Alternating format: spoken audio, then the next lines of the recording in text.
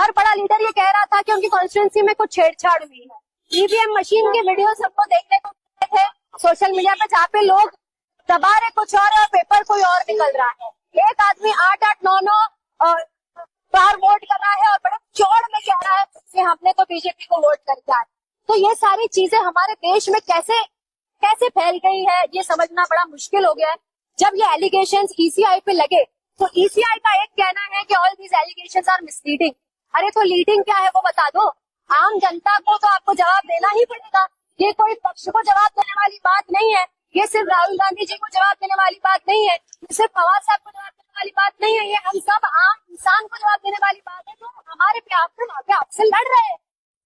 तो जो हम लोग महाराष्ट्र में, तो महाराष्ट्र की अगर स्टैटिस्टिक्स की बात करें तो ये स्टैटिस्टिक्स हम सब हर रोज की लाइफ में इतना बिजी होते हैं कि हम नहीं देख पाते। ईसीआई के कहना है कि टोटल जो अभी विधानसभा इलेक्शन हुआ था उसमें टोटल वोटर्स थे 9,64,85,765, जिसमें से जब इलेक्शन हुआ उसके दूसरे दिन उन लोगों ने प्रेस रिलीज करी कि 65.02 पोलिंग हुई। जो 65.02% होता है वो कितना होता है? 6,27,35,044.4। मगर फिर ये लोग एक रिलीज करते हैं प्रेस जिसमें ये कह रहे हैं कि 6,40,88,195 लोगों ने वोट किया।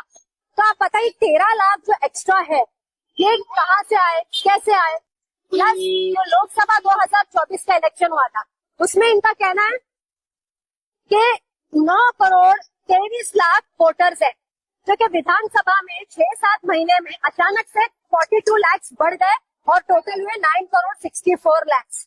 तो 42 लाख वोटर्स जो है वो बढ़ गए 6 महीने, which is not at all possible. कैसे हो सकता है देश में 6 महीनों में 42 लाख वोटर्स कैसे बढ़ सकते हैं? तो जीवित इंसान को मरा घोषित कर दे रहा है इलेक्शन कमीशन, मरे इंसान के नाम पे किसी और को दे रहा है। So much of confusion and above that जब इनका घोटाला बाहर आया तो इन्होंने अपनी वेबसाइट पे से डिजिटल लिस्ट को हटा करके स्कैन लिस्ट लगा। अरे स्कैन लिस्ट पे किसी को ढूंढना बड़ा मुश्किल होता है, डिजिटली रहेगा तो इजी होता है। सो चोरी पे सीना जोरी, चोरी तो कर ही रहे ऊपर तो सीना जोरी कर रहे। ऐसा हमारे देश का हाल हो गया। मतलब कि आम जनता तो कोई आंसर करने को रेडी ही नहीं है।